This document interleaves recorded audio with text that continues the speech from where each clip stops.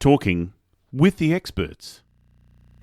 What is IQ, EQ and FQ? Faris Aranki explains about strategic effectiveness being all about having the right ideas in episode 320. Yeah, I realize actually if I'm, the kind of work I do today is more around EQ and FQ because there's no shortage of good ideas. And actually, sometimes it's about going into a company and liberating those ideas. I remember once I worked at a smart devices company.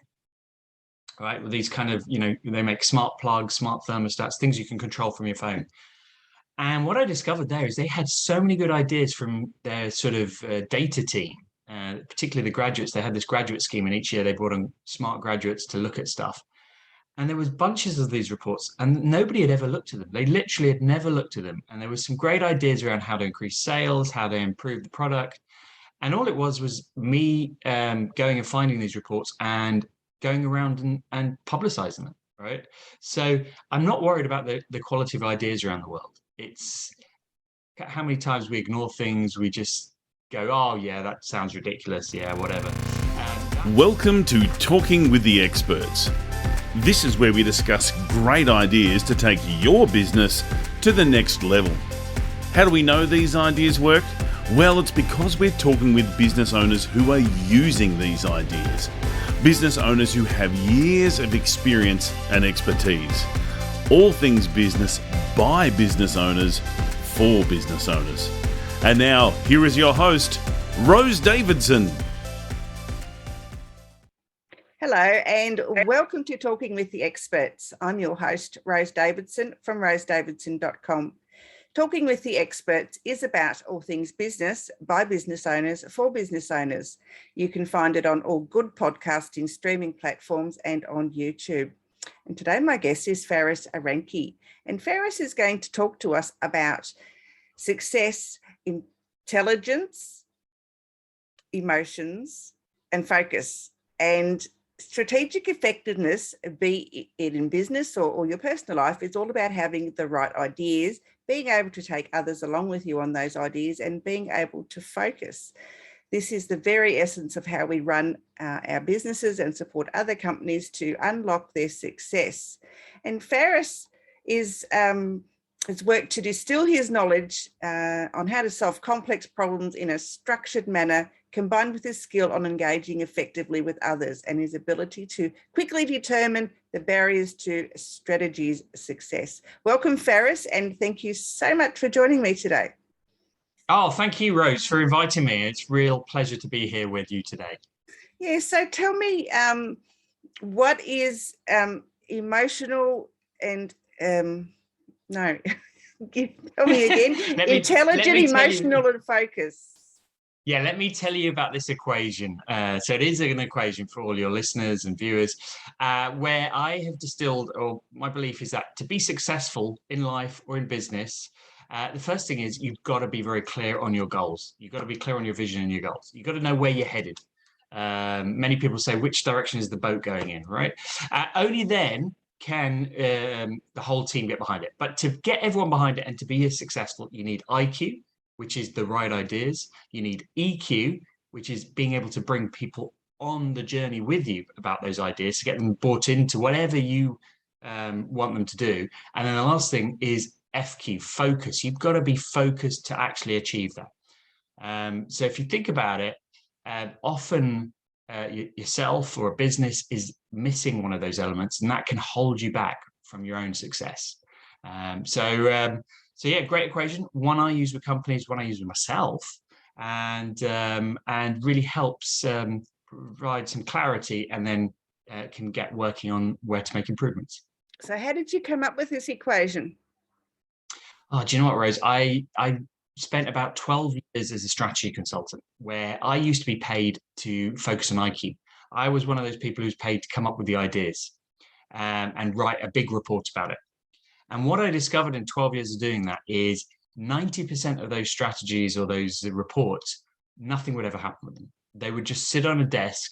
They'd be really big. There'd be a lot of my life, because I'd spend 6 months, whatever. And the reason I started to get annoyed, and I started to get fascinated. Why was this the case, right? And once I started to explore, it was often because of the lack of the EQ and the IQ. The EQ and the FQ. What I mean by that is people sometimes didn't understand what the reports were about, but they weren't in an environment that they could say they didn't understand. So it was easier to just shoot it down. Or people were just too busy doing other things. And this is the companies often take on too many projects. So even though this was a great project, they just shut it down. Or there'd be politics, so one senior person hated a second senior person. So there was no way he was going to agree on what the other person wanted. So the report gets shut down. And I realized what a waste of valuable company time and effort this was. So I started to fix those problems. And I realized, A, I was good at it, but B, the amount of value that it delivered to companies. And I realized that this applied to pretty much everyone in the world. So hence created my company to support across IQ, EQ, and FQ. Okay, so you've explained what it is, and you've explained the theory behind it, but how can we combine all three to make a business a lot better? So what me and my team do is we go in and we look at each of these elements for both at a company level or a team level or an individual level. So let me give you some examples. If IQ is short, what does that mean? That means, have you got enough ideas flowing around your business? Are they good quality ideas? If not, we'll help you with that. How can we help you? We can do things like strategic wargaming, right? Where we take your ideas and we actually test them in a competitive or a team-based game, right? How many times does a company actually test its strategy? It spends a lot of money going, we're going to do this, we're going to do that, and then just launches it. Why not test it and see if it actually works before you do it? Same thing, you can do a pre-mortem. A pre-mortem is where you take an idea and assume it fails and try and work out all the reasons it fails.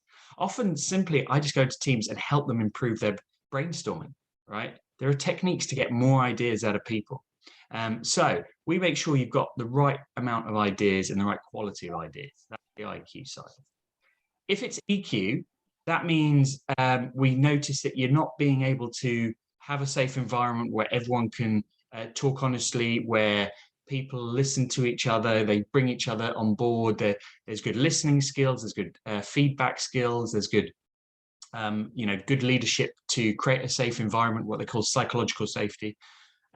So it's hard to convince others to agree on stuff. So if that's lacking, we can help leaders, train leaders in that, or we can bring that element to meetings. So often what we do a lot of is facilitation. To get the best out of teams, get them all bought into the same idea. And then on the FQ side, what that can mean is if you're doing too much, you're not going to be focused on delivery. So often we help companies prioritize what they're working on to try and reduce, and therefore they can be more effective on what they work. Or we look at things holding people back. It's amazing how many distractors there are at an individual or a company level, that just rob teams of being focused and effective. So often we'll take a step back, look at those and help fix those. Don't worry, I've got plenty more examples of those, plenty more stories, but hopefully that should give listeners a bit of an idea of the kind of work we do. Yeah, no, it's really fascinating. And I don't think it's done often enough in organizations to, as you say, someone writes a report and it just sits on someone's desk, after this report writer has, taken months to, of time to write this report, and it just sits there and just gathers dust, and it's quite shameful, really.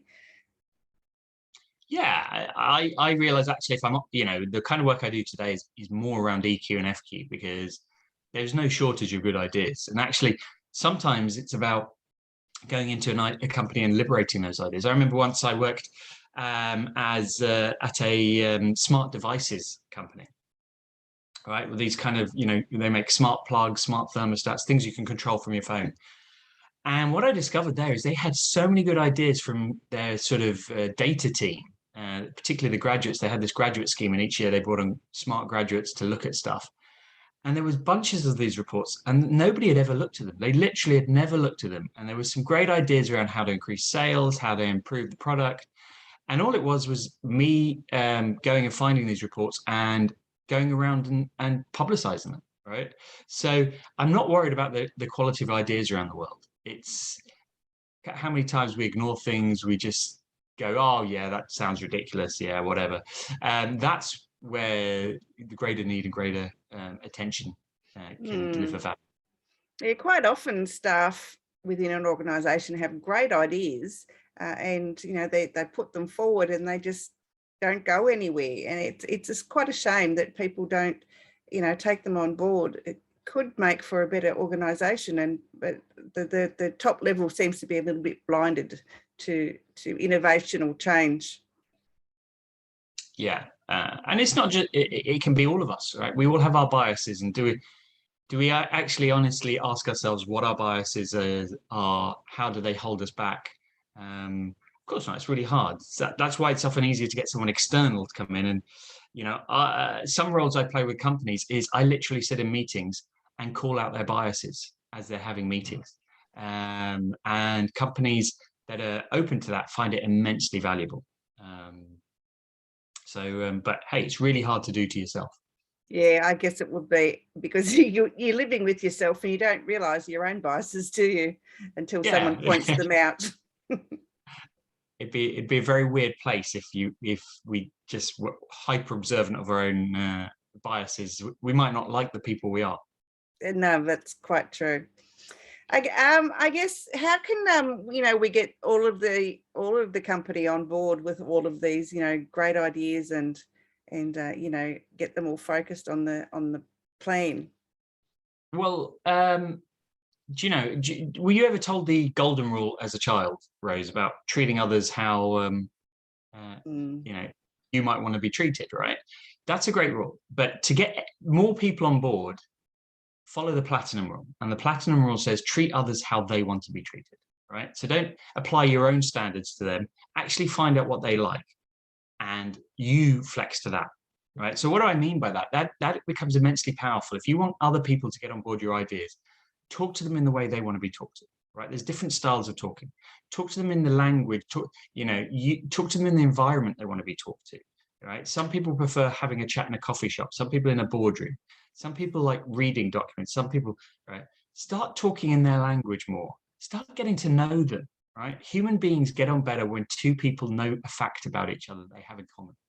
Right. It's simple stuff, but it's often washed away in the speed of doing business. That just means it's more likely that you will land an idea with someone else. Okay, so just if there's number one rule I could give someone is start thinking of others, start adapting to their needs, and you'll be amazed at how much more you can achieve with them and as a team, as a company. That's good advice, really. It's that gets lost in the busyness of life, I think, and we tend to forget that rule.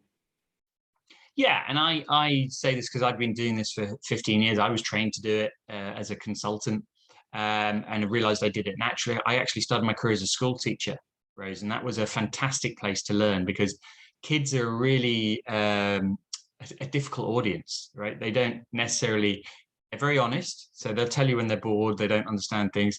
But they're not willing to necessarily adapt. And particularly, I was teaching subjects like maths, so kids really felt tough and boring. So I had to really learn how to adapt my style to actually learn stuff with them because it wasn't optional. They had to learn maths and they had to learn. And then getting off things that maths. I mean, some of the things that they teach at school really, unless you're going to be an engineer or an astronaut, it's bloody useless, I reckon. Why waste anyone's time? Well, as a former maths teacher, I might debate that point with you, Rose. But but you're right. But do you know what the key I discovered was, and these are techniques I still use with very, very senior people. When I said talking their language, simplify things down, right? Use an example, use something from their world that they'll understand, but also make it fun. Right. Probably the biggest way I got kids to learn was making it fun. And I still use the same games with senior executives. Because when you're doing fun, you don't realize you're learning. You don't realize you're actually understanding stuff and you're consolidating it. And time flies. So really useful techniques. And I'm so glad for my opening career as a school teacher. Yeah, it would have brought about, I guess, a different perspective on how to train people, So yeah, it was. I can say that it would have been quite helpful for you, on this current journey. So yeah, good on you. Thank you. So Have you written a book or anything on this success equation? Do you know, I just started my business about 2.5 years ago, so it's very early days for me. I haven't written a book. I've just been spending my time actually delivering this work. I mean, I have written down this equation, this methodology. I've even trademarked it, Rose. You know, so in theory, it is all mine, and all the royalties will flow my way. People are using it. Please contact me. But no, I am in talks about writing a book. But at the moment, just too many other things, exciting things to get focused on. Do you know, yeah, you obviously run rosedavidson.com. How have you found running your own website and building your own business, Rose? Yeah, it's time consuming. It is time consuming, but I tell you what, to your listeners, it's also very liberating, and it gives you lots of opportunities. So in the last 2.5 years, loads of exciting things have happened to me off the back of just being out there, you know, from going on great podcasts like this to picking up, you know, tutorship. So I sort of now teach at a university. I have done, I've even been in an advert, Rose, you know, so I've done some amazing things, traveled all around the world while still at home. So yeah, book is definitely on the list, but not quite yet. Ah, well, so you've got so many other things going on at the moment. Who needs a book, really? You know, you don't need. Who needs a book? Exactly. Yeah, I mean, you're already famous. You've been in a commercial. I mean, heavens. I have, and it astounds my friends and family. They find it very hilarious. But well, they shouldn't. They should just take it as it is and say that they're amongst fame now. Exactly, Rose. So yeah, exactly right. I guess you've explained so much, and you've explained it so well. I'm running out of questions. Well, we can just turn this into a conversation. What do your listeners typically find interesting? What do they tune in for, Rose? I think it's a mixture, because I have an audience of, you know, like CEOs and CFOs and down to startups. It's the whole range of business, you know, life from start to finish, basically. And so yeah, it's really hard to pinpoint what they actually listen to, but most of it, I think, is to do with you know, marketing and how people can better market their business, because, you know, marketing is really hard. I dislike marketing. It's not my not my jam at all. So I find that just and talking to camera, I can do the podcast, but get me on a Facebook Live or a video on my own and I'm bloody hopeless. I just freeze up and have nothing to say. You know, well, I can't offer media training. I can't offer media training, but all I do know is the more you put yourself out, you know, the more times you do it, the more comfortable you get. Yes, I know. I work getting started. I work a lot with actors, you know, so to actually change behaviors and bring actors in, particularly when I'm running training sessions, and make people do real life scenarios with those actors, and I give them live feedback and we help. But why did I say that? I remember a couple of actors that I worked with told me that at acting school, they make you stand in front of a mirror or video your own face and have to watch it for like 2 hours at a time, because quite simply, if you're not comfortable watching your own face, you'll never be a successful TV actor or actor even, you know, because everyone's going to be staring at your face. So you really need to get over that mental barrier. And I think in today's Zoom and virtual world, I think all of us get distracted by our own faces. So probably because I've spent hundreds of thousands of hours on Zoom nowadays, that I think I'm a little bit better at it. But, well, you're a very good interviewee, so I must say it's very easy to talk to you. Thank you very much. Thank you very much. And in terms of marketing, I have discovered the hard way what works in marketing and what doesn't, and I found what works for me perfectly. And I would say to every small business owner or anyone, perfect what you do out there. Now, I've tried everything from writing articles to sending cold emails and blah, blah, blah, blah, doing videos. And nowadays I just unleash myself and I use voice notes a lot to generate business. So, and I'm not saying that's for everybody, but it really, really works for me and my business. Good. I'm glad. That's a new one. I hadn't heard of that one. So there you go. There you go. Everyone's full of surprises. You know, Yeah. the other thing I do a lot of it, Rose, is which your listeners might be interested. I talk to a lot of people, so I get ideas. So when I talk about IQ, I get ideas from other people. So both for what I should do for my business, but because where I am today and what I'm working on, I work with big corporates. I work with Amazon. I work with Mars. I work with Anglo-American. And then I work with loads of startups, and I work with lots of professional services firms, so law firms, banks. And what's really great is each of these do different things. So I unashamedly borrow their ideas, say, look, that works great there. I'm going to try it in your company. And I share these ideas with leaders and say, look, have you tried running a meeting like this? Have you tried engaging your workforce like this? Sometimes it works, sometimes it doesn't, right? Because it's just not a good fit for their company. But by sharing those ideas, I'd say eight times out of 10, good stuff happens. Yeah, a lot of the time people don't like to share their ideas though, because they think, well, if they share, and it actually has happened to me. I've shared an idea, and the next thing I know, someone's adopted it as their own.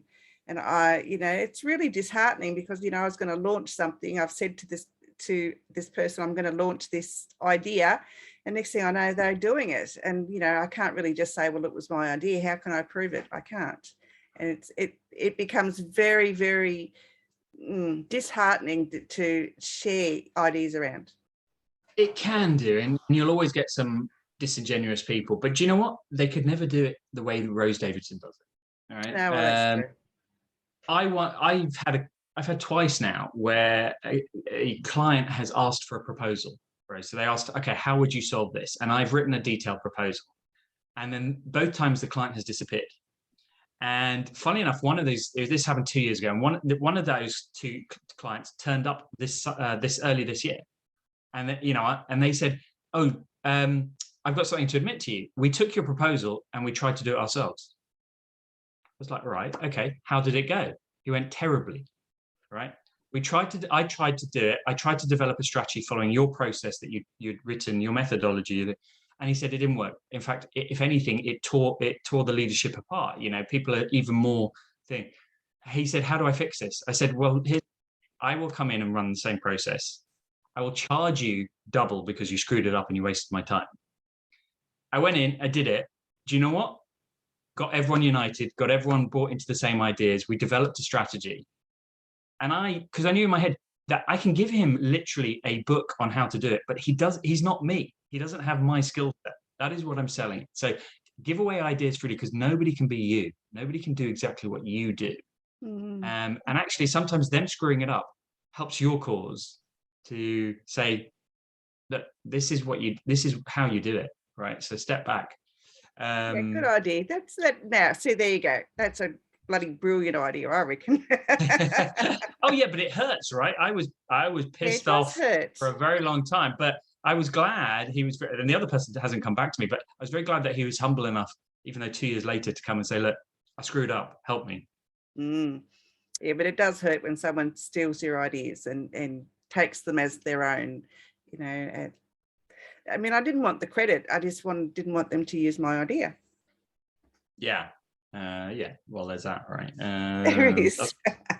I think companies, and pop singers and people go to court to fight over. Absolutely. But I don't have that kind of money, and I'm not that precious. I'm not that precious. I mean, Faris, where can people find you if they want to work with you or find out anything more about your equation?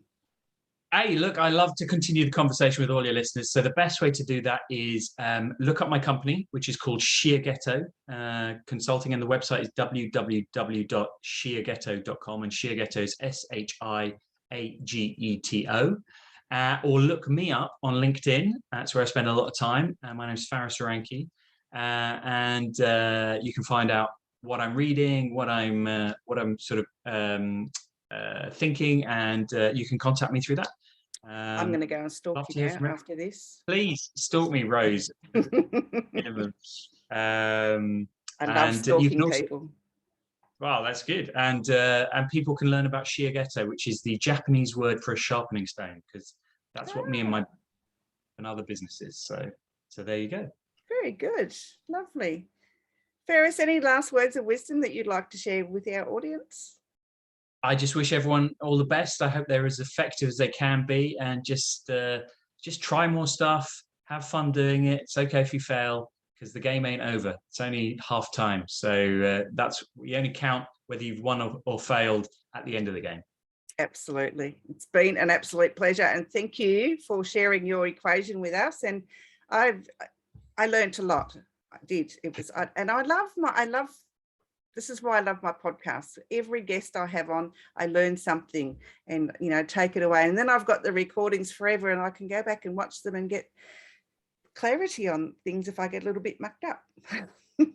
Beautiful. It sounds like a great idea to start a podcast. It is. All right. Thank you so much, Faris, for your time. Thank you, Rose. You've been listening to Talking with the Experts, hosted by Rose Davidson. Make sure you have a look at our back catalogue over at talkingwiththeexperts.com, and be sure to subscribe to our podcast so you don't miss out on any episode. We look forward to your company next time.